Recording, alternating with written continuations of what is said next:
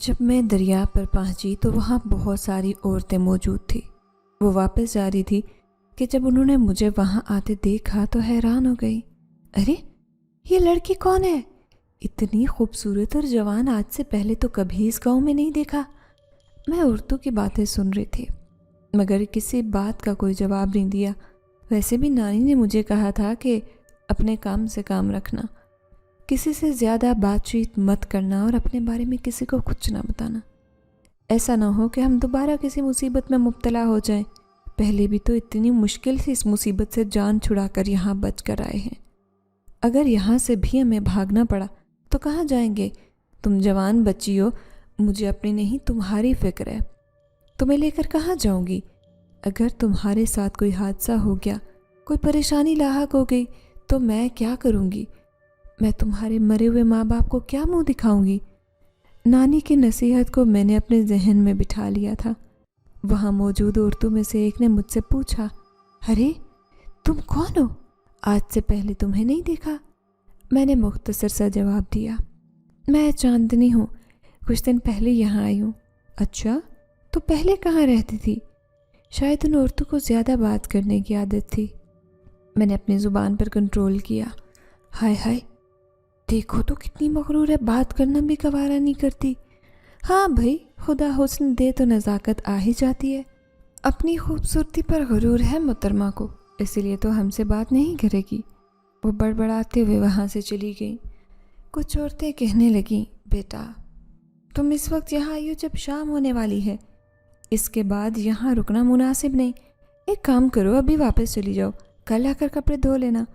میں نے آسمان کی طرف دیکھا، میرے اور نانی کے سارے کپڑے گندے ہو چکے تھے۔ مجھے وہ سب دھونے تھے۔ مجھے صاف ستھرے کپڑے پہن کر نماز پڑھنے کی عادت تھی۔ نانی کو بھی آج جب سارے کپڑے گندے ہو گئے تھے تبھی میں دریا پر کپڑے دھونے آئی تھی۔ اگر میں واپس چلی جاتی تو نہ جانے یہ بارش کتنے دن رہتی اور مجھے دوبارہ آنے کا موقع ملتا یا نہیں۔ اسی لیے میں سب باتوں کو نظر انداز کرتے ہوئے وہاں بیٹھ گئی۔ تھوڑی دیر گزری کہ تیز ہوا چلنا شروع ہو گئی۔ طوفان تیزی سے آ گیا تھا۔ دریا میں جیسے طغیانی آ گئی ہو، یہ دیکھ کر میں بری طرح ڈر گئی۔ آج تک میں نے کبھی کسی دریا کو اتنے قریب سے نہیں دیکھا تھا، اور ایسے موسم میں تو کبھی خواب میں دیکھنے کا تصور بھی نہیں کر سکتی تھی۔ جب دریا میں طغیانی آ جائے تو پانی دور تک چھینٹے مارتا آتا ہے۔ میرے پاؤں تک پانی چھونے لگا۔ میں وہاں سے دور ہٹ کھڑی ہوئی اور کپڑے بھی اپنے پیچھے کر لیے۔ میں خوف سے دریا کو دیکھ رہی تھی، بس چاروں طرف پانی ہی پانی نظر آ رہا تھا۔ یا اللہ، کیا کروں؟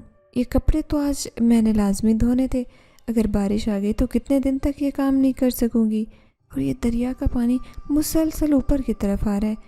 تبھی میرے کندھے پر کسی نے ہاتھ رکھا۔ میں اچھل کر پیچھے پلٹی۔ وہاں ایک عورت کھڑی تھی۔ کیا ہو گیا بیٹا؟ کیوں اتنی پریشان لگ رہی ہو؟ بیٹا طوفان آ رہا ہے، بارش تیزی سے ہونے والی ہے، ایسے موسم میں دریا کے پاس کھڑا ہونا مناسب نہیں ہے۔ میں نے اس سے کہا کہ میں یہاں کپڑے دھونے آئی تھی، اب کپڑے نہیں دھوئے تو کیا کروں گی؟ نانی تو غصہ کریں گی۔ اتنے دن سے وہ کہہ رہی تھی کہ میں دریا پر آ کر یہ کام کر لوں، مگر وہ میں نہیں کر پائی۔ وہ عورت کہنے لگی، بیٹا میرے گھر میں کپڑے دھونے والی مشین ہے، نہ صرف تمہارے کپڑے دھو دوں گی بلکہ خشک بھی وہ کر دے گی۔ بس تم میرے ساتھ آؤ، اتنی پریشان مت ہو، تمہارا کام 2 منٹ میں ہو جائے گا۔ مجھے عورت کے ساتھ جاتے گھبراہٹ ہو رہی تھی کیونکہ میں یہاں کسی کو نہیں جانتی تھی، اور نانی نے سختی سے منع کیا تھا کہ میں کسی کے گھر نہیں جاؤں گی، نہ کسی سے زیادہ بات کروں گی، مگر اب میں نانی کے ساتھ کیے وعدے کو بھولنے پر مجبور ہو گئی تھی۔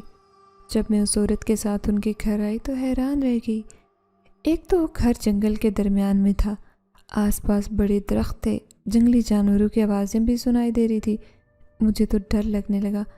میں نے اس سے پوچھا، آپ لوگ جنگل میں کیوں رہتے ہیں؟ وہ کہنے لگی، اس تنہائی میں سکون محسوس ہوتا ہے، ایک عجیب خوشی ملتی ہے۔ ہم آبادی اور لوگوں سے دور رہتے ہیں، اس لیے یہاں پر آتے ہیں۔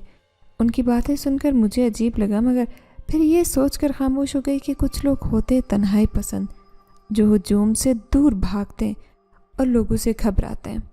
یہ گھر بہت خوبصورت تھا، بالکل کسی محل جیسا۔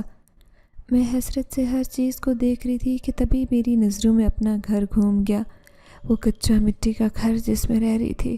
صرف ایک ہی کمرہ تھا، وہ بھی مٹی کا بنا، اور باورچی خانہ بھی تو ایسا ہی تھا۔ اس سے پہلے میں جس گھر میں رہ رہی تھی وہ بھی کچا گھر تھا، مگر کسی حد تک قابل قبول تھا۔ اس گھر میں رہنے کا میرا دل نہیں کرتا تھا، مگر کیا کرتی کہ اس کے علاوہ میرے اور نانی کے پاس تو کوئی راستہ بھی نہیں تھا۔ ہم دونوں جاتی میں تو کہاں جاتی۔ اس عورت نے مجھ سے کپڑے لیے اور ایک لڑکی کو آواز دی، نوری، ارے او نوری، یہاں پر آؤ۔ تبھی ایک طرف سے ایک دبلی پتلی لڑکی آئی، یہ سارے کپڑے دھو کر ابھی خشک کر دو، بارش آنے سے پہلے اس بچی نے گھر جانا ہے۔ موسم خراب ہو گیا تو بیچاری کیسے گھر جائے گی؟ اور ہاں، کسی سے بولو اچھی سی چائے بنا کر بھیجیں۔ وہ عورت میری طرف متوجہ ہو گئی، بیٹا کچھ اپنے بارے میں بتاؤ، کیا تم اکیلی رہتی ہو؟ میری آنکھوں میں آنسو آ گئے۔ میں ایک بار پھر سے نانی کے ساتھ کیا وعدہ بھول گئی اور اپنے بارے میں سب کچھ بتا دیا کہ کس طرح میرے ماں باپ کا بچپن میں ہی میرے انتقال ہو گیا۔ میں چھوٹی تھی جب نانی مجھے اپنے پاس لے کر آ گئی۔ نانی خود دنیا میں اکیلی تھی، غریب تھی، لوگوں کے گھروں میں کام کر کے گزارا کرتی۔ میرا پیٹ بھی اسی طرح مشکل سے پال رہی تھی، مگر اس بات کا شکر تھا کہ ہمارے پاس 2 کمروں کا ایک چھوٹا سا اپنا گھر تھا جہاں سے ہمیں کوئی نکال نہیں سکتا تھا۔ مگر پھر ایک دن نانی کے رشتہ داروں نے ہمارے اس گھر پر قبضہ کر لیا اور ہم سے یہ شرط رکھی کہ اگر میں ان کے نشے کے عادی بیٹے سے شادی کر لوں تو یہ گھر ہمارے حوالے کر دیں گی۔ میں نے صاف انکار کر دیا، نانی میں خودکشی کر لوں گی مگر کسی ایسے آدمی سے شادی نہیں کروں گی۔ ان دنوں تو میں خود بہت مشکل سے اپنا نانی کا پیٹ پال رہی تھی، کیونکہ نانی اب بیمار تھی اور چلنے پھرنے سے قاصر تھی۔ مجھے اب ان کی جگہ نہ صرف لوگوں کے گھروں میں کام کرنا پڑتا بلکہ واپس آ کر گھر کا بھی کام کرنا پڑتا، نانی کی بھی خدمت کرنی پڑتی۔ اوپر سے ان لوگوں کی باتیں سن کر مجھے اور بھی زیادہ غصہ آتا، میرے پورے وجود میں تھکن اتر جاتی۔ میں سوچتی کہ وہ لوگ بھی مجھے اپنے گھر کی نوکرانی بنا کر رکھیں گے، کبھی وہ مجھے عزت نہیں دیں گے جس کی میں حقدار ہوں۔ اور وہ آدمی جو ہر وقت نشے کی حالت میں دھت رہتا، وہ بھلا میرے حقوق کیسے ادا کرے گا، میری ذمہ داری کیسے نبھائے گا؟ اس لیے میں اس رشتے کے لیے کسی بھی طرح نہیں مان رہی تھی۔ اور پھر ان لوگوں نے ہمارے ساتھ زبردستی کرنی شروع کر دی۔ ایک دن وہ نکاح خواہ لے کر آئے اور کہنے لگے کہ آج ابھی نوری کا نکاح ہمارے بیٹے سے ہوگا۔ تب میں نے اور نانی نے شور مچا دیا اور شور کی آوازیں سن کر محلے والے اکٹھے ہو گئے، تو ان لوگوں کو پھر وہاں سے جانا پڑا۔ مگر نانی بری طرح گھبرا گئی تھی، بیٹا جو حرکت کل ان لوگوں نے کی ہے اس کے بعد میرا دل ڈر چکا ہے۔ اگر یہ حرکت وہ دوبارہ کر سکتے ہیں، وہ بار بار بھی کر سکتے ہیں، ہمیں ان لوگوں سے بچ کر رہنا ہے، اپنی حفاظت خود کرنی ہوگی بیٹا۔ اب یہ گھر ہمیں چھوڑ کر جانا ہوگا، تمہاری عزت سب سے بڑھ کر ہے۔ اس دن جب ہم دونوں سو رہی تھی تو کوئی صحن پھلانگ کر گھر آیا، دروازہ توڑنے کی کوشش کر رہا تھا۔ اس دن پھر محلے والے ہماری مدد کو پہنچے، مگر نانی بری طرح پریشان ہو گئی، بیٹا اب ہم یہاں نہیں رہیں گے، ہمیں جانا چاہیے، اور ویسے بھی اس گھر میں تو ان لوگوں نے قبضہ کر ہی لیا ہے، کل کو اگر انہوں نے تمہیں اغوا کر لیا، ہمارے ساتھ کچھ غلط ہو گیا تو میں جیتے جی مر جاؤں گی۔ اس طرح ہم لوگ وہاں سے نکل کر ایک بہت دور دراز گاؤں میں آ گئے جو ہمارے گاؤں سے کوئی 10 گھنٹے کے فاصلے پر تھا۔ یہاں میری نانی کی ایک سہیلی رہتی تھی، انہوں نے نانی سے کہا تھا کہ وہ ان کے گھر میں آ کر رہ سکتی ہیں۔ ان کا بیٹا اور بہو یہاں سے چلے گئے تھے۔ ویسے بھی یہ کچا گھر تھا جس کا ایک ہی کمرہ تھا، دروازہ نہ ہونے کے برابر تھا، کوئی حفاظتی انتظام نہیں تھا۔ ہمیں یہاں آئے تھوڑے دن ہوئے تھے جب نانی کی سہیلی کا بیٹا اور بہو انہیں آ کر اپنے ساتھ لے گئے تھے۔ انہیں اپنی غلطی کا احساس ہو گیا تھا۔ جاتے وقت وہ ہم سے کہنے لگے، تم دونوں ماں بیٹی جب تک چاہو یہاں پر رہ سکتی ہو، کوئی نہیں نکال سکتا۔ میں کوشش کروں گی کہ تمہاری بیٹی کی کسی اچھی جگہ شادی کر سکوں اور پھر تمہیں اپنے ساتھ لے جاؤں۔ بس اس دن سے میں اور نانی اس گھر میں رہ رہے ہیں۔ 1 مہینہ ہونے والا ہے اور 1 مہینے میں پہلی ہی بار اس گھر سے نکلے ہوں۔ نانی کی سہیلی ہمیں کچھ پیسے دے کر گئی تھی اور گھر میں کچھ راشن ڈال گئی تھی۔ وہ راشن ہم دونوں کے لیے 2 مہینے کے لیے کافی تھا۔ میرا تفصیل سے جواب بتانے پر اس عورت کی آنکھوں میں آنسو آ گئے۔ بیٹا دنیا میں کتنے غم دکھ ہیں، اگر دوسروں کے دکھ سننے لگے تو ہمیں اپنے دکھ کم لگنے لگتے ہیں، اتنے میں چائے بھی آ گئی اور چائے کے ساتھ جو لوازمات تھے انہیں دیکھ کر تو میری آنکھیں پھٹی کی پھٹی رہ گئی۔ پورا میز اس نوکرانی نے کھانے پینے کی چیزوں سے بھر دیا تھا۔ میں حیرت سے ہر ایک چیز کو دیکھ رہی تھی۔ یہ سب میرے لیے ہے؟ میں نے بے یقینی سے پوچھا۔ وہ عورت خاموشی سے مجھے دیکھ رہی تھی۔ ہاں بیٹا، یہ سب تمہارے لیے ہے، جو تم کھا سکو کھا لینا، باقی سب تمہارے لیے میں پیک کروا دوں گی، تم گھر لے جانا اپنی نانی کے لیے بھی۔ نہیں نہیں، اگر میں گھر لے گئی تو میری نانی پوچھیں گی کہ یہ سب میں کہاں سے لائی۔ اگر انہیں بتایا کہ میں کسی کے گھر میں گئی تھی تو وہ مجھ پر غصہ کریں گی۔ وہ اس دن سے بہت ڈر گئی اور میرے بارے میں حساس بھی ہو گئی ہیں۔ عورت کہنے لگی، بیٹا تم کوئی بہانہ کر دینا کہ کسی نے تمہیں نیاز دی ہے، مجھے یقین ہے کہ تمہاری نانی کچھ نہیں کہیں گی۔ اللہ تم لوگوں کی پریشانی دور کرے۔ مجھ سے جو ہو سکا بیٹا میں تمہارے لیے وہ کروں گی، تم مجھے بالکل اپنی سگی اولاد کی طرح لگی ہو۔ تھوڑی دیر بعد اس ملازمہ نے میرے سارے کپڑے دھو کر خشک کر کے مجھے دے دیے۔ میں نے باہر آسمان کی طرف دیکھا جو بالکل کالا سیاہ پڑ چکا تھا، بارش برسنے ہی والی تھی۔ اس عورت نے مجھے ایک چھاتا دیا اور کہنے لگی، یہ لے جاؤ، اگر بارش ہوئی تو تم بھیگ جاؤ گے اور بیمار پڑ جاؤ گے۔ اس نے اپنی ملازمہ کو بھی میرے ساتھ بھیج دیا۔ یہ سارا سامان ملازمہ نے ہاتھ میں اٹھا لیا اور جب میں گھر آئی تو نانی کہنے لگی، تم نے بہت دیر لگا دی بیٹا، میرا دل پریشان ہو رہا تھا، پچھتا رہی تھی کہ تمہیں اس بارش کے موسم میں کیوں بھیجا۔ نانی سارے کپڑے دھل گئے، دیکھے تو۔ نانی حیران رہ گئی، ارے یہ کپڑے اتنی جلدی خشک کیسے ہو گئے؟ نانی اتنی تیز ہوا چل رہی تھی، میں کپڑے دھونے کے ساتھ ساتھ انہیں پھیلا رہی تھی، جلدی سے سبھی خشک ہو گئے۔ تبھی نانی کے سامنے میں نے وہ ساری چیزیں رکھی تو وہ پہلے سے حیران ہو گئی، یہ سب کہاں سے آیا؟ نانی وہ اس جنگل میں ایک عورت رہتی ہے جس کا بہت بڑا گھر ہے، انہوں نے نیاز دیا تو میں گھر لے آئی۔ اس میں رنگ برنگی مٹھائیاں تھیں، پھل تھے اور بہت ساری چیزیں کھانے پینے کی۔ میں نے باقی ساری چیزیں سنبھال کر رکھ لی۔ رات کو بھی زیادہ بارش ہو رہی تھی، مجھے ڈر لگ رہا تھا کہ اگر چھت ٹپکنا شروع ہو گئی تو تب ہم دونوں کیا کریں گے، مگر بھلا ہو کہ بارش نے ہماری چھت نہیں ٹپکائی اور ہم سکون کی نیند سوتے رہے۔ اس کچے گھر میں مجھے بالکل بھی مزہ نہیں آتا تھا، نہ میری کوئی دلچسپی تھی، نہ ایسا گھر تھا جہاں میں جاتی۔ آس پاس گھومنے پھرنے کی بہت ساری جگہیں تھیں، مگر نانی کی اجازت کے بغیر میں گھر سے باہر قدم نہیں نکال سکتی تھی، اور ایک حد تک تو نانی سے ہی کہتی تھی۔ پھر اس دن میں بور ہو رہی تھی، نانی سو رہی تھی اور میں جاگ رہی تھی۔ جب اس ٹوٹے ہوئے دروازے پر دستک ہوئی تو میں حیران رہ گئی۔ دروازے پر دستک دینے کی کیا ضرورت تھی؟ جو بھی تھا اندر آ جاتا۔ مجھے تبھی وہ عورت نظر آئی۔ میں نے ان کے لیے دروازہ کھولا، ان کے ساتھ ایک لڑکی تھی اور ایک لڑکا، وہ دونوں میرے ہم عمر تھے۔ انہیں دیکھ کر میں گھبرا گئی تھی، مجھے انہیں بٹھانے کے لیے کوئی جگہ ان کے شایان شان نہیں لگ رہی تھی۔ انہیں میں نے نانی کے ساتھ والی چارپائی پر بٹھا دیا۔ ابھی میں ان کے لیے چائے بنانے کا سوچ ہی رہی تھی کہ وہ عورت کہنے لگی، بیٹا چائے پانی کا تکلف کرنے کی ضرورت نہیں ہے، ہم نے یہ نیاز دے دی تھی تو یہ تمہارے لیے لے کر آئے تھے، اس کے علاوہ کچھ اور سامان بھی ہے۔ انہوں نے 2 بڑے بڑے شاپر میری طرف کیے۔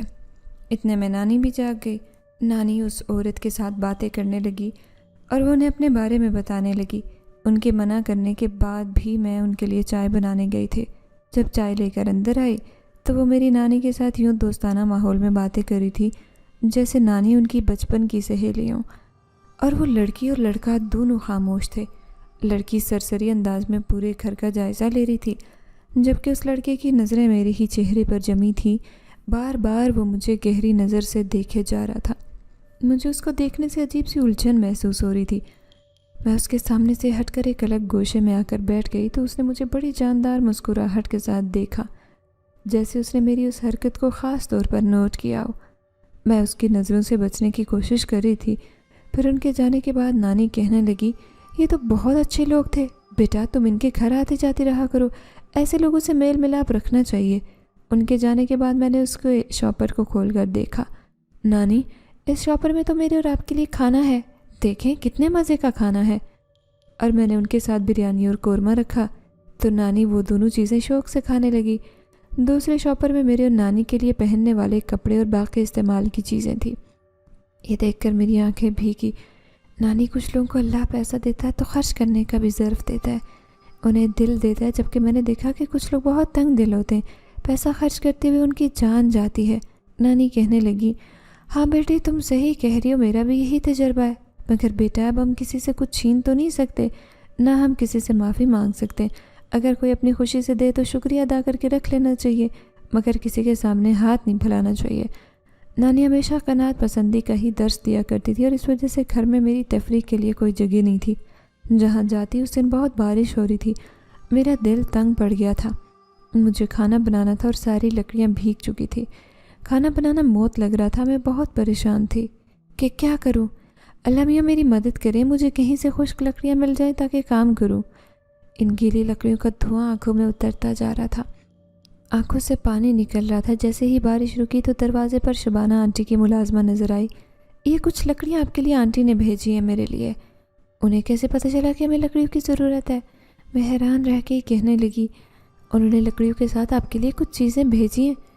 آج انہوں نے اپنے بزرگوں کا ختم دلوایا تھا۔ میں دل میں حیران تھی کہ وہ لوگ روزانہ کہیں محفل منعقد کراتے تھے تو کبھی ختم شریف، اور اتفاق سے ان لوگوں کی تو موجیں ہو جاتی تھی، اتنا اچھا اور زیادہ مفت کھانا مل جاتا۔ میں نے وہ لکڑیاں لا کر باورچی خانے میں رکھی اور روزانہ انہیں استعمال کرنے لگی۔ نہ ان سے دھواں پیدا ہوتا، نہ آنکھوں میں آنسو نکلتے، نہ جلن پیدا ہوتی، بلکہ روزانہ ان کو استعمال کرنے سے آگ بھی جلدی لگنے لگتی، کھانا بھی جلدی پک جاتا اور کھانے کا ذائقہ بھی الگ ہوتا۔ وہ روزانہ جلانے کے باوجود ختم ہونے کا نام نہیں لے رہی تھی۔ میں خوش ہونے کے ساتھ حیران تھی۔ پھر ایک دن اس عورت کی بیٹی رانو گھر میں آ گئی۔ آؤ نا ہمارے ساتھ، ہمارے گھر میں محفل ہے، امی نے کہا تھا کہ تمہیں بلا لاؤں۔ نانی کہنے لگی، اچھا یہ شبانہ کی بیٹی ہے، اس کا نام رانو ہے نا؟ وہ کہنے لگی، جی میرا نام رانو ہے۔ نانی کہنے لگی، بیٹا تم چلی جاؤ، اس کے ساتھ اچھے لوگ ہیں۔ یہ اب میری تو ٹانگیں جواب دے چکی ہیں، ورنہ میں بھی تمہارے ساتھ ضرور جاتی۔ اس لڑکی کے ساتھ میں گھر آئی تو خوشگوار حیرت کا احساس ہوا، کیونکہ گھر بہت خوبصورتی سے سجایا گیا تھا۔ وہاں میری عمر کی ساری لڑکیاں تھیں جنہوں نے حجاب کیا تھا، چہرے پر ماسک تھے اور خوبصورت آواز میں حمد و ثنا کر رہی تھی، نعتیں پڑھ رہی تھی۔ یہ سب کچھ مجھے اچھا لگ رہا تھا۔ شام کے قریب جا کر یہ محفل مکمل ہوئی تو تب جا کر میں بھی گھر آ گئی تھی۔ تب گھر آنے لگی تو شبانہ آنٹی کہنے لگی، بیٹا شام ہونے والی ہے، تمہارا اکیلے جانا مناسب نہیں۔ ارے نوروز بیٹا یہاں آؤ، بچی کو گھر چھوڑو، انہوں نے اپنے بیٹے سے کہا۔ اس بار وہ مجھے عجیب نظروں سے دیکھنے لگا، مجھے اس کی نظروں سے خوف محسوس ہوا۔ میں چلی جاؤں گی، مجھے اس کے ساتھ اکیلے جانے میں نہ جانے کیوں گھبراہٹ ہو رہی تھی۔ شبانہ آنٹی میری بات پر مسکرا دی، ارے بیٹا میں جانتی ہوں تم بہت شریف احتیاط پسند ہو، مگر بیٹا یہ جنگل ہے، شام کا وقت ہے، آس پاس بہت سارے جنگلی جانور پائے جاتے ہیں، اور اس گاؤں میں اچھے برے ہر طرح کے لوگ ہیں۔ میں نہیں چاہتی کہ تمہارے ساتھ کچھ غلط ہو، کوئی تمہیں غلط نظر سے بھی دیکھے۔ یہ بات میں برداشت نہیں کر سکوں گی، کیونکہ میں نے اپنی بیٹی سے کہا ہی نہیں۔ میں اپنی تمہیں بیٹی سمجھتی ہوں، اسی لیے تم نوروز کے ساتھ گھر چلی جاؤ، تمہیں گھر کے پاس چھوڑ کر واپس آئے گا۔ اس دن جب نوروز مجھے چھوڑنے کے لیے گیا تو وہ واپس چلا گیا، مگر اس کی خوشبو جیسے میرے پاس رہ گئی۔ گھر میں جہاں جاتی جو بھی کرتی مجھے وہی خوشبو آس پاس محسوس ہوتی تو میں حیران رہ جاتی۔ پلٹ کر آس پاس دیکھنے لگتی تو یہاں وہ لڑکا نہیں تھا، پھر اس کی خوشبو مجھے کیوں محسوس ہو رہی تھی؟ رات کو سونے لیٹتی تو ایسے ہی لگنے لگا جیسے میرے آس پاس کوئی آ کر بیٹھا ہو۔ پچھلے کچھ دن سے مجھے یہی محسوس ہو رہا تھا جیسے کوئی میرے آس پاس رہتا ہو، مگر آنکھیں کھول کر دیکھتی تو کوئی نہیں ہوتا۔ ابھی بھی سوتے ہوئے مجھے واضح کسی کے لمس کا احساس ہو رہا تھا۔ آنکھیں کھول کر دیکھا تو مجھے ایک سایہ اپنے اوپر جھکا محسوس ہوا۔ میرے منہ سے چیخ نکل گئی۔ میں نے اپنے منہ پر ہاتھ رکھا۔ اگر نانی میری آواز سن لیتی تو وہ پریشان ہو جاتی۔ ایسا سایہ مجھے 2 سے 3 دن بعد نظر آیا۔ وہ بھی اپنی چارپائی پر بیٹھا، اپنے اوپر جھکا۔ میں نانی کو اس کے بارے میں کچھ نہیں بتا پائی، ہمیں جان بوجھ کر انہیں پریشان کرتی بھی تو کیسے۔ اس دن بھی بہت تیز بارش تھی، طوفان تھا، موسم زیادہ خراب تھا۔ صبح سے نانی کی طبیعت خراب تھی، انہیں بار بار کھانسی ہو رہی تھی اور بار بار وہ الٹیاں کر رہی تھی۔ مجھے لگ رہا تھا شاید انہیں ٹھنڈ لگ گئی۔ میں پوری رات جاگتی نانی کے پاس بیٹھی رہی۔ جب فجر کا وقت ہوا تو نانی کہنے لگی، بیٹا اپنا خیال رکھنا اور اگر کبھی مجھ سے غلطی ہوئی تو معاف کرنا۔ نانی آپ ایسی باتیں کیوں کر رہی ہیں؟ میں نے گھبرا کر ان سے پوچھا۔ بیٹا ہر انسان نے ایک نہ ایک دن جانا ہوتا ہے، جب وقت آتا ہے تو چھوڑ کر چلا ہی جاتا ہے، میرا وہ وقت آ گیا ہے۔ انہوں نے یہ کہہ کر اپنی آنکھیں موندی اور میں بری طرح رونے لگی۔ نانی آپ اس طرح کی باتیں مت کریں، مجھے الجھن ہوتی ہے۔ ڈر لگتا ہے ایسی باتوں سے، آپ کی ذرا سی طبیعت خراب ہوتی ہے اور آپ اس طرح کی باتیں شروع کر دیتی ہیں۔ میں نے زور سے نانی کو ہلایا مگر ان کی روح نے ان کے جسم کا ساتھ چھوڑ دیا۔ میں بری طرح سے ڈری، رو رو کر پاگل ہو رہی تھی، نانی کو جھنجھوڑ رہی تھی۔ نانی اٹھی، ہاں مجھے اس بھری دنیا میں اکیلے چھوڑ گئی ہیں، ہاں میرا سہارا تھی چلی گئی ہیں۔ نانی اب خدا کے لیے اٹھ جائیں، اپنی آنکھیں کھولیں۔ میں سوچ کر پاگل ہو رہی تھی کہ کہاں جاؤں، کس کو مدد کے لیے بلاؤں۔ اتنی تیز بارش ہے، میں اس بارش میں باہر نکل بھی نہیں سکتی تھی۔ محلے میں کسی کے گھر آنا جانا نہیں تھا، کبھی نانی نے کسی کے گھر جانے ہی نہیں دیا۔ ہمیں محلے والوں کو کیا بتاتے کہ نانی کا انتقال ہو گیا ہے۔ میرے پاس نانی کے کفن دفن کے بھی پیسے نہیں، آپ لوگ میری مدد کریں۔ دروازہ کھولا تو باہر شدید طوفان تھا۔ مجھے شبانہ آنٹی کا خیال آیا کہ ان کے پاس جاتی ہوں، مدد مانگتی ہوں، وہ تو میری مدد کریں گی۔ تبھی میری آنکھوں نے ایسا منظر دیکھا کہ حیران رہ گئی۔ میں نے دیکھا سامنے شبانہ آنٹی نوروز کے ساتھ آ رہی تھی۔ میرے پاس آتے ہی مجھے گلے لگایا۔ ارے میری بیٹی، میرا دل گھبرا رہا تھا، عجیب وہم آ رہے تھے کہ تم کسی مشکل میں ہو، اس لیے میں نوروز سے کہہ کر تمہارے پاس چلی آئی۔ مجھے بتاؤ سب ٹھیک ہے؟ میں نے روتے ہوئے نانی کا بتایا تو مجھے دلاسا دینے لگی۔ بیٹا خود کو اکیلا مت سمجھو، تم اکیلی نہیں ہو، ہم تمہارے ساتھ ہیں۔ انہوں نے نانی کے کفن دفن کا انتظام کیا۔ محلے کے چند اکا دکا عورتیں بھی وہاں موجود تھی جو کہنے لگی، ہم تو تم لوگوں کے بارے میں کچھ نہیں جانتے، تم لوگ کب آئے ہو، کہاں سے یہاں رہ رہے ہو، تم لوگ اتنی خاموش رہتی ہو، ہمیں تمہاری موجودگی کا کبھی احساس ہی نہیں ہوا۔ میں سوچ رہی تھی کہ نانی کی سہیلی کو کون بتائے کہ انہیں کیسے اطلاع دوں، میرے پاس نہ ان کا نمبر تھا نہ پتہ۔ شبانہ آنٹی کہنے لگی، بیٹا تم اکیلی ہو گئی ہو، یہاں کیسے رہو گی، اس لیے ہمارے ساتھ گھر چلو، تمہیں اکیلے نہیں چھوڑ سکتی۔ میرا دل نہیں مانتا کہ اکیلی جوان لڑکی کو اس جگہ پر چھوڑ کر چلی جاؤں۔ میں شبانہ آنٹی کے ساتھ ان کے گھر آئی کیونکہ میرا بھی وہاں اکیلے رہنے کو دل نہیں کرتا تھا، مگر اس طرح ان کے گھر جانے کو بھی میں تیار نہیں تھی۔ ایسے غیر لوگوں کے گھر میں جا کر رہنا آسان نہیں تھا۔ مانا کہ وہ بہت اچھے لوگ تھے، میرا خیال رکھتے تھے، مگر پھر بھی یہ لوگ مجھے بہت زیادہ عجیب لگ رہے تھے۔ سب لوگ میرا خیال رکھتے، خوش کرنے کی کوشش کرتے۔ شبانہ آنٹی وہ سب کچھ کرتی جو مجھے اچھا لگتا، اور ان کا بیٹا نوروز گہری آنکھوں سے نہ چاہتے ہوئے بھی بہت کچھ کہہ جاتا۔ میں اس کی ان خوبصورت آنکھوں میں کھو کر رہ جاتی۔ دیکھتے ہی دیکھتے 2 مہینے کا عرصہ کیسے پلک جھپکتے گزرا پتہ ہی نہیں چلا۔ اب میں اس گھر کی عادی ہو چکی تھی۔ اس گھر میں سبھی لوگ نماز روزے کی پابندی کرنے والے نیک تھے۔ پچھلے کچھ دن سے میں یہ بات نوٹ کر رہی تھی کہ وہ لوگ کسی بات پر پریشان تھے۔ نوروز ہر وقت الجھا دکھائی دیتا، کتنے دن گھر سے غائب رہتا۔ مجھے اندازہ ہو رہا تھا کہ وہ لوگ کسی پریشانی میں مبتلا ہیں، جب پوچھتی تو مجھے ٹال دیتے۔ کچھ نہیں بیٹا، پریشانی والی بات نہیں ہے، بالکل ٹھیک ہے، تمہیں بھی پریشان ہونے کی ضرورت نہیں، اللہ نے چاہا تو سب ٹھیک ہو جائے گا۔ وہ مجھے گول مول جواب دے کر خاموش کروا دیتے۔ اس رات مجھے نیند نہیں آ رہی تھی، بار بار نانی کی یاد آ رہی تھی۔ میرا دل چاہ رہا تھا کہ یہاں سے دور چلی جاؤں، اتنی دور کہ میرے آس پاس کوئی نہ ہو۔ حالانکہ یہ گھر جس میں مجھے سکون محسوس ہوتا، اب نہ جانے کیوں وحشت ہونے لگی تھی۔ مجھے عجیب سا ڈر لگنے لگا تھا، عجیب آوازیں سنتی، عجیب چیزیں نظر آتی، عجیب و غریب واقعات میرے ساتھ ہوتے جن کو میں کوئی نام دینے سے قاصر تھی۔ کبھی تو یہ گھر میرا خواب تھا، کبھی میں سوچتی کہ میرے پاس ایسا ہی محل نما گھر ہو۔ جس دن میں نے یہ گھر پہلی بار دیکھا تو میرے دل میں خواہش تھی کہ کاش میرا یہ گھر ہوتا، مگر اب مجھے اس گھر سے وحشت ہونے لگی تھی اور دل چاہنے لگا کہ یہاں سے دور بھاگ جاؤں۔ میں کمرے سے نکل کر باہر آ گئی، کھلی فضا میں آ کر سانس لینے لگی تو طبیعت پہلے سے بہتر ہونے لگی۔ تبھی مجھے کسی کی باتیں کرنے کی آواز سنائی دی۔ میں آوازوں کے پیچھے چلنے لگی تو دیکھا کہ ایک جگہ نوروز کھڑا تھا اور اس کے سامنے کوئی لڑکی تھی جس کے بال ہوا میں اڑتے ہوئے نظر آ رہے تھے، جس بات سے اندازہ ہوا کہ وہ کوئی لڑکی ہے۔ نوروز کہہ رہا تھا اسے کہ جو تم سمجھ رہی ہو غلط ہے، میں کبھی کسی انسان کے بارے میں ایسا نہیں سوچ سکتا، یہ سب لوگ ہم صرف ہمدردی کے ناطے کر رہے ہیں، مگر سب ہمیں غلط سمجھ رہے ہیں، پتہ نہیں کیوں۔ دیکھو میرا ارادہ غلط نہیں ہے، نہ میری نیت میں کوئی کھوٹ ہے، شادی تو میں نے تم سے ہی کرنی ہے، کسی انسان کے ساتھ شادی کر کے میں نے اپنے آپ کو مصیبت میں تو نہیں ڈالنا۔ ان کی باتیں سن کر مجھے عجیب محسوس ہو رہا تھا۔ یہاں پر کیا ہو رہا ہے اتنی رات گئے تک؟ آپ کی آوازیں سن کر میں ڈر گئی تھی۔ میری آواز سن کر دونوں اچھل کر پلٹے، تب میں نے دیکھا اس لڑکی کی آنکھیں بہت عجیب تھی، ان آنکھوں سے جیسے شرارے نکل رہے تھے۔ نوروز مجھے دیکھ کر چونکا۔ تم یہاں کیا کر رہی ہو؟ وہ بہت گھبرا رہا تھا، اچانک میری اس جگہ نظر پڑی جہاں وہ لڑکی کھڑی تھی، وہاں اب کچھ بھی نہیں تھا۔ میرا منہ حیرت سے کھلے کا کھلا رہ گیا۔ ابھی یہاں ایک لڑکی کھڑی تھی، کہاں گئی؟ نوروز کہنے لگا، کون لڑکی؟ کس کی بات کر رہی ہو تم؟ ارے ابھی بھی جس کے ساتھ آپ بات کر رہے تھے۔ وہ کہنے لگا، لگتا ہے تم نیند میں ہو، جا کر آرام کرو، سو جاؤ۔ تمہیں امی نے منع نہیں کیا کہ رات کو کمرے سے باہر نہیں نکلتے؟ جوان لڑکیوں کو اتنی رات گئے تک صحن میں نہیں گھومنا چاہیے، ان کے لیے بہت سارے مسائل ہو سکتے ہیں۔ وہ زندگی میں پہلی بار مجھ پر یوں غصہ کر رہا تھا، مجھے ڈانٹ رہا تھا۔ میری آنکھوں میں آنسو آ گئے۔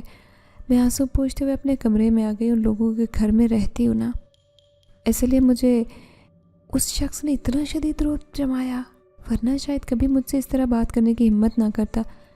اور یہ لڑکی، وہ اچانک سے کہاں چلی گئی؟ میری نظروں کے سامنے سے غائب ہو گئی، اور نوروز تو صاف مکر گیا کہ وہاں پر کوئی لڑکی نہیں تھی۔ اس کا مطلب ہے کہ اس کا کسی کے ساتھ چکر چلا اور اپنی ماں سے چھپ کر وہ اس سے ملتا ہے۔ اگر ایسی بات ہے تو میں آنٹی کو ضرور بتاؤں گی، مگر مجھے آنٹی کو کچھ بتانے کا موقع ہی نہیں ملا۔ وہ مجھ سے کہنے لگی، بیٹا میں ایک ضروری کام سے جا رہی ہوں، چند ہی دن میں واپس آ جاؤں گی، تم اپنا خیال رکھنا اور شام کے بعد کمرے سے باہر مت نکلنا۔ اس کا مطلب تھا کہ نوروز نے ان سے کچھ کہہ دیا تھا، تبھی وہ جاتے وقت مجھے بار بار اس بات کی تلقین کر رہی تھی، اور میں ان کی باتوں پر سر ہلاتے انہیں یقین دلا رہی تھی کہ میں ایسا کچھ نہیں کروں گی۔ وہ نہ جانے کیوں اتنی پریشان ہو رہی تھی۔ ان کی پریشانی کا سوچ کر میرا خود بھی ان کی طرف سے دل غیر مطمئن سا ہو گیا تھا۔ جب تک وہ دوبارہ واپس نہ آ جاتی میں چین سے نہیں بیٹھ سکتی تھی۔ میں نے نوروز سے بھی پوچھا کہ آخر کیا وجہ، ایسی کون سی بات ہے جو چھپائی جا رہی ہے؟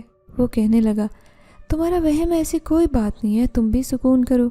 کچھ دن بعد شبانہ آنٹی واپس آ گئی تھی، مگر اب ان کے چہرے پر پریشانی کافی حد تک کم نظر آ رہی تھی، مگر ابھی بھی انہیں دیکھ کر لگ رہا تھا کہ وہ کچھ سوچ رہی ہیں۔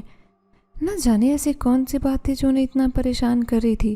شام کا وقت تھا، میں چڑیوں کو دانے ڈال رہی تھی جب وہ میرے پاس آئیں اور کہنے لگیں کہ تمہاری نانی کی سہیلی آئی ہیں، تمہارے بارے میں پریشان ہو رہی ہیں، تمہارے بارے میں سب پوچھتے جا رہی ہیں کہ نانی کی سہیلی کب واپس آئیں گی۔ وہ کہنے لگی، تھوڑی دیر پہلے ہی آئی ہیں، انہیں تمہاری نانی کی وفات کے بارے میں پتہ چلا تو تمہارے بارے میں بہت پریشان ہو گئیں، تمہیں تلاش کرتی پھر رہی ہیں، آؤ تمہیں ان سے ملوانے کے لیے لے چلوں۔ شبانہ آنٹی مجھے نانی کی سہیلی کے پاس لے کر گئی تھی اور خود اندر آنے کے بجائے دروازے سے ہی چلی گئیں۔ میں نے انہیں روکنے کو بولا تو کہنے لگیں، بیٹا بہت ضروری کام ہے، ابھی میں تھوڑی دیر میں واپس آ جاؤں گی، اور وہاں سے چلی گئیں۔ میں نانی کی سہیلی کے پاس گئی، جن کے بارے میں نانی کہہ رہی تھی کہ وہ بری طرح سے روئی جا رہی تھی۔ میں نے اپنا وعدہ پورا نہیں نبھایا۔ میں نے اپنی سہیلی سے کہا تھا کہ میں اس کی نواسی کا خیال رکھوں گی، بالکل اپنے بچوں کی طرح، اور وہ بیچاری کہاں ہے مجھے نہیں پتہ چلا۔ ارے مجھے کسی نے میری سہیلی کی موت کی اطلاع کیوں نہیں دی؟ اپنے بیٹے سے کہنے لگیں کہ میں تمہیں اسی لیے منع کرتی تھی کہ مجھے لے کر مت جاؤ، اب دیکھو میں اس کی نواسی کے لیے کتنا اچھا رشتہ لے کر آئی ہوں، اتنے اچھے لوگوں کا، اب نہ اس کی نواسی ہے اور نہ نانی۔ میں ان کے پاس گئی تو مجھے دیکھ کر بے یقین رہ گئی، انہوں نے مجھے گلے سے لگایا۔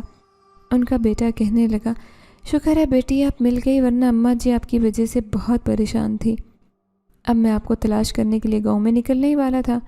نانی کی سہیلی بہت روئی جا رہی تھی۔ ارے میری بچی کہاں تھی تم؟ اتنے دن کیسے گزارے تم نے؟ میں نے انہیں بتایا کہ میں ایک عورت کے گھر میں تھی، وہ لوگ بہت اچھے ہیں، انہوں نے میرا بہت خیال رکھا، اس مشکل وقت میں انہوں نے میرا بہت ساتھ دیا۔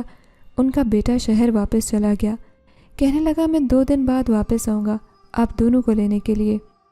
پھر اپنی ماں سے کہنے لگا، آپ نے جس سے بھی ملنا ہے مل لیں، کیونکہ اب کی بار میں آپ کو کبھی بھی گاؤں میں نہیں آنے دوں گا، اور یہ جو گھر ہے اسے بھی بیچ دوں گا تاکہ نہ یہ گھر رہے نہ بار بار گاؤں میں آنا پڑے۔ پھر مجھے دیکھ کر کہنے لگے، بیٹا ہم نے ایک بہت اچھی جگہ پر تمہارا رشتہ طے کر دیا ہے، ابھی 1 ہفتے بعد ہم تمہارا نکاح کرنے والے ہیں، تمہیں ہمارا فیصلہ پسند آئے گا، کیونکہ وہ لوگ تمہارے قابل ہیں، تمہاری قدر کرنے والے ہیں۔ ان کے جانے کے بعد نانی کی سہیلی نے ایک بار پھر سے مجھے اپنی گود میں لیا۔ میری بچی، ان لوگوں نے تمہارے ساتھ کوئی برا سلوک تو نہیں کیا؟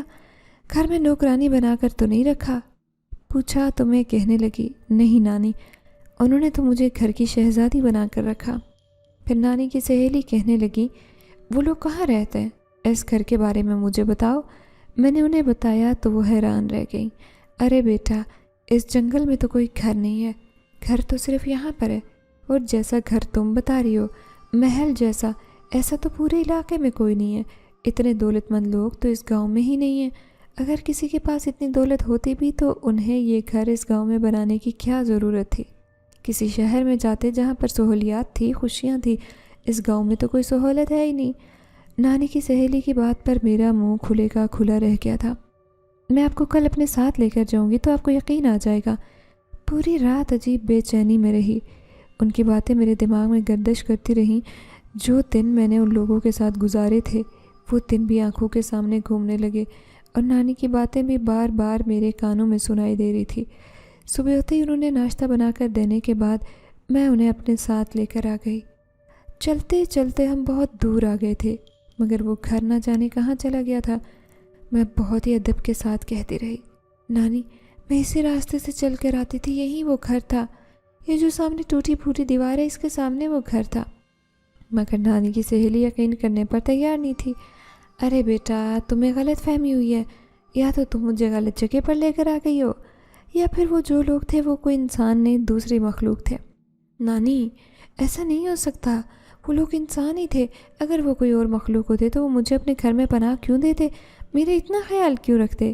نانی کی سہیلی کہنے لگی، بیٹا اس دنیا میں ایسی بہت ساری باتیں ہوتی ہیں جنہیں انسانی عقل تسلیم نہیں کر سکتی۔ خیر چھوڑو بیٹا ان باتوں کو، تم واپس چلو، ہمارے پاس صرف آج کا دن ہے۔ گاؤں میں ہیں کچھ لوگ جن سے میں ملنا چاہتی ہوں، ان سے میرے بہت اچھے تعلقات ہیں۔ مجھے لگتا ہے کہ ایک بار میں دوبارہ شہر چلی گئی تو میرا بیٹا کبھی مجھے پھر نہیں آنے دے گا، اس لیے میں ان لوگوں سے ملنا چاہتی ہوں۔ نانی کی سہیلی کو لے کر میں ان سبھی گھروں میں گئی جہاں وہ جانا چاہتی تھی۔ رات کو جب میں سونے لیٹی تو ایک بار پھر سے مجھے وہ سب یاد آنے لگا تھا۔ نوروز کا رویہ، کچھ کہتی ہوئی نظریں، شبانہ آنٹی کی محبت اور رانو کا دوستانہ رویہ، سب کچھ یاد آ رہا تھا۔ یہ سب مجھے باور کروا رہا تھا جو کہ وہ میں نے دن گزارے ہیں وہ کوئی خواب نہیں، وہ وہم نہیں، بلکہ وہ حقیقت ہے، میری زندگی کا حصہ، میری زندگی کا گزارا گیا ایک ایسا وقت جس کو میں کبھی بھول نہیں سکوں گی۔ اگلے دن ان کا بیٹا ہم دونوں کو لینے کے لیے آ گیا تھا۔ ہم دونوں شہر آ گئے۔ پھر ایک ہفتے بعد ہی انہوں نے اپنے کہنے کے مطابق میرا نکاح شہر میں ہی ایک آدمی سے کروا دیا۔ ان لوگوں کی کہی ساری بات سچ ثابت ہوئی تھی۔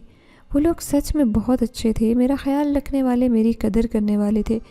اس گھر میں تو مجھے اپنی خوش قسمتی پر رشک آنے لگا۔ مزید چند سال گزرے تو نانی کی سہیلی بھی یہ دنیا چھوڑ کر چلی گئی تھی۔ اب میرا ان کے گھر آنا جانا بہت کم رہ گیا تھا۔ یوں بھی میں اپنے گھر داری اور بچوں میں مصروف ہوتی چلی گئی۔ 10 سال کا عرصہ گزر گیا، مگر گزرا سارا وقت آنکھوں کے سامنے تھا، خاص طور پر وہ وقت جو میں نے شبانہ آنٹی کے گھر میں گزارا تھا۔ اس وقت کو کبھی بھول نہیں سکتی۔ میں اکثر سوچ رہی تھی کہ وہ کون لوگ ہیں، کیا سچ میں انسان تھے یا غیر انسانی مخلوق، مگر جس طرح سے انہوں نے میرا خیال رکھا، میرے دل سے ان کے لیے دعائیں نکلتی تھی۔ میں سوچتی تھی کہ کوئی غیر انسانی مخلوق دوسرے کے لیے اتنی انسانیت کیسے رکھ سکتی ہے، جبکہ انسانیت تو آج کل کے لوگوں میں بھی ناپید ہو چکی ہے۔ وہاں سے نکلنے کے بعد میں بے چینی کی ایک ایسی حالت میں تھی جس کا پہلے کبھی تجربہ نہیں کیا تھا۔ نانی کی سہیلی اور ان کے بیٹے کی باتیں مجھے الجھا رہی تھی۔ وہ محل جیسا گھر، شبانہ آنٹی، نوروز، رانو اور ان کی ملازمت، سب کچھ میرے لیے ایک بڑا سوال بن گیا۔ میں نے نانی کی سہیلی کو بھرپور یقین دلانے کی کوشش کی کہ جو کچھ بتا رہی ہوں حقیقت ہے، مگر وہ یقین نہیں کر پائی اور کہنے لگی کہ سب میرا وہم ہے یا میں کسی اور مخلوق سے ملی ہوں۔ میں نے ان کی بات پر زیادہ زور نہیں دیا۔ ہم دونوں شہر آ کر زندگی کی نئی ابتدا کرنے لگے۔ نوروز کو میں نے ہر جگہ تلاش کیا، اس کے گھر کو بھی، مگر کچھ نہیں ملا۔ جیسے وہ خواب تھا جو میری آنکھوں نے دیکھا اور پھر ختم ہو گیا۔ میری شادی ہو گئی، وقت گزرتا گیا اور میں گھر کی ذمہ داریوں میں مصروف ہوتی چلی گئی۔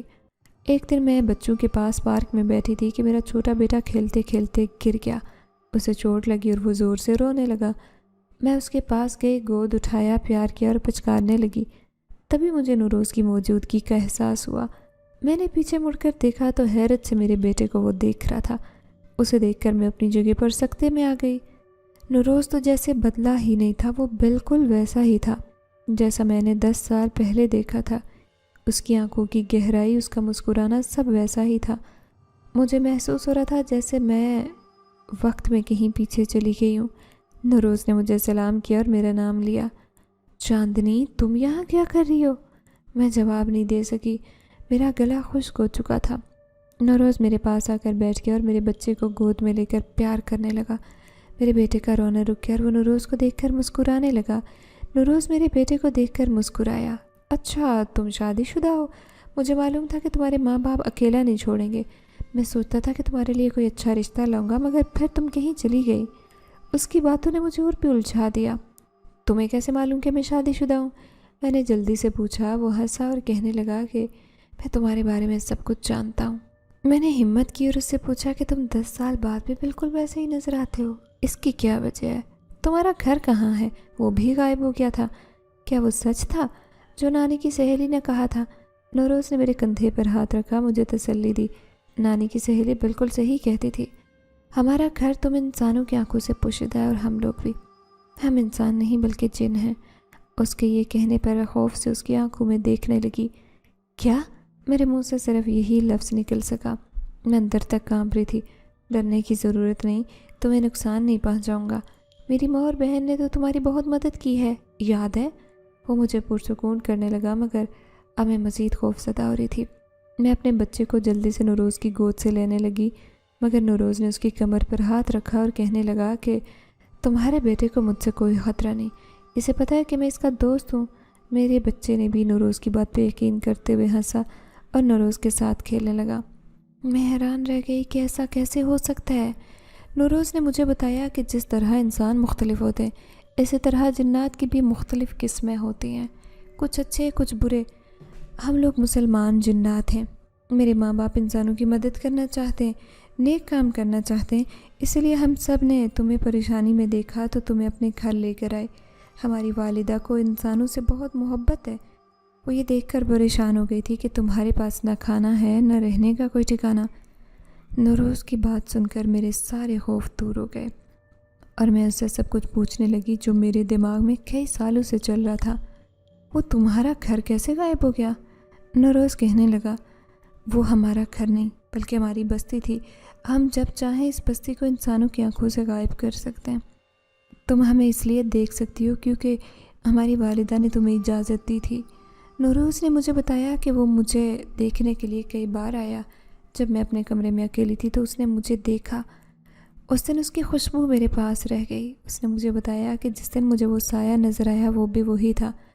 میں نے نوروز سے پوچھا کہ وہ اور اس کی بہن رانو کیسے میرے دوست بن گئے، وہ میرا اتنا خیال کیوں رکھتے تھے؟ نوروز نے مجھے بتایا کہ جب ہم پہلی بار تم سے ملے تھے تو ہمیں تم بہت اچھی لگی۔ تمہاری ماں نے ہمیں تمہارے بارے میں بتایا اور ہم نے تمہاری مدد کا ارادہ کیا۔ نوروز نے کہا کہ وہ میرے بارے میں سب کچھ جانتے ہیں، میری غربت، میرے ماں باپ کی وفات، میرے رشتہ داروں کا ظلم اور اس سے پہلے والی جگہ کی ساری حقیقت، وہ سب کچھ جانتے تھے۔ میں حیران رہ گئی کہ ایسا کیسے ممکن ہے۔ وہ کہنے لگا کہ ہم سب دیکھ سکتے، جان سکتے ہیں۔ میں نے نوروز سے پوچھا کہ جس دن میں نے اسے کسی لڑکی کے ساتھ دیکھا تھا وہ کون تھی؟ نوروز ہنسا اور کہنے لگا کہ وہ لڑکی نہیں، وہ بدروح تھی جو میرے پیچھے پڑی تھی۔ وہ میرے سے شادی کرنا چاہتی تھی۔ وہ چاہتی تھی کہ میں کسی انسان سے شادی نہ کروں۔ اس بدروح نے میرے ساتھ بہت کچھ کیا، مجھے چھوڑنے کے لیے تیار نہیں تھی۔ میں نے اس سے بہت جدوجہد کی مگر وہ نہیں مانی۔ جس دن تم میرے پاس آئی تو وہ مجھ سے بات کر رہی تھی کہ وہ مجھے وہاں سے نکال کر لے جائے گی۔ جب تم آئی تو وہ وہاں سے بھاگ گئی۔ نوروز نے مجھے بتایا کہ اس کی ماں نے مجھے بچانے کے لیے بہت کچھ کیا تھا۔ تم نے دیکھا تھا کہ میری ماں بہت پریشان تھی۔ وہ بدروح میرے پیچھے پڑی تھی اور میری ماں کو یہ پریشانی تھی کہ وہ بدروح مجھ سے کہیں بدلہ نہ لے لے، اسی لیے میری ماں نے تمہیں بچانے کا ارادہ کیا۔ تم میرے لیے بہت اہم ہو، ہم تمہیں بچانا چاہتے تھے۔ نوروز کی بات سن کر مجھے اپنی آنکھوں میں آنسو آ گئے۔ تو اس دن جب میری نانی کی طبیعت خراب ہوئی تو آپ لوگوں کو کیسے پتہ چلا؟ نوروز نے بتایا کہ انہیں سب کچھ پتہ چل جاتا ہے، وہ ہر چیز دیکھ سکتے ہیں۔ نوروز نے مجھے بتایا کہ جس دن نانی کی سہیلی مجھ سے ملنے آئی تھی انہیں بھی انہی لوگوں نے میرے پاس بھیجا تھا۔ ہم نے تمہاری نانی کی سہیلی کو وہم میں رکھا، انہیں یہ احساس دلایا کہ ان کا بیٹا شہر سے آ رہا ہے اور وہ تمہیں لینے والا ہے۔ نوروز نے مجھے یہ بھی بتایا کہ جس اچھے گھرانے میں میری شادی ہوئی ہے وہ بھی انہی لوگوں کی مدد سے ہوا ہے۔ نوروز نے میرے کان میں بتایا کہ ہم انسانوں کی تقدیر میں دخل اندازی نہیں کر سکتے، مگر ہم ان کی مدد کر سکتے ہیں۔ جب ہم نے تمہاری نیک اور صاف نیت دیکھی تو ہم نے تمہاری مدد کا ارادہ کیا۔ نوروز نے کہا کہ میری تقدیر میں میرا مقدر ہے اور وہی لوگ مجھے اس مقام پر لے کر آئے ہیں۔ مجھے نوروز کی بات پر یقین آنے لگا تھا۔ میں اس سے کہنے لگی کہ شکر ہے آپ لوگوں نے میری مدد کی، ورنہ آج پتہ نہیں میں کہاں ہوتی۔ نوروز نے کہا کہ وہ آج بھی میری مدد کر رہے ہیں اور وہ میری مدد ہمیشہ کریں گے۔ میں نے نوروز سے کہا کہ میں ہمیشہ آپ لوگوں کے لیے دعا کروں گی۔ نوروز نے مسکرا کر مجھے الوداع کہا اور اچانک غائب ہو گیا۔ وہ سب پھر ایک خواب جیسا لگنے لگا، مگر میرے بیٹے نے مجھے ایک اشارہ دیا۔ اس نے نوروز کی جگہ پر دیکھا اور پھر مسکرا کر میری طرف دیکھا۔ مجھے یقین ہو گیا تھا کہ وہ حقیقت تھا۔ میں نے نوروز کے لیے بہت دعا کی۔ میں آج بھی ان کے لیے دعا کرتی ہوں۔ وہ جو بھی تھے وہ میرے لیے فرشتوں کی مانند تھے۔ میں سوچتی ہوں کہ وہ لوگ کتنے اچھے تھے۔ ان کی اچھائی اور انسانیت نے مجھے بہت کچھ سکھایا۔ یہ سوچ کر میں نے اپنے بچے کو گلے سے لگایا اور گھر کی طرف چل پڑی۔ مجھے آج بھی اس دن کی ساری باتیں یاد ہیں جب میری ملاقات نوروز سے ہوئی تھی اور اس نے مجھے اپنی اصلیت کے بارے میں بتایا تھا۔ یہ ایک ایسا راز ہے جو میں نے اپنے دل میں چھپا لیا ہے۔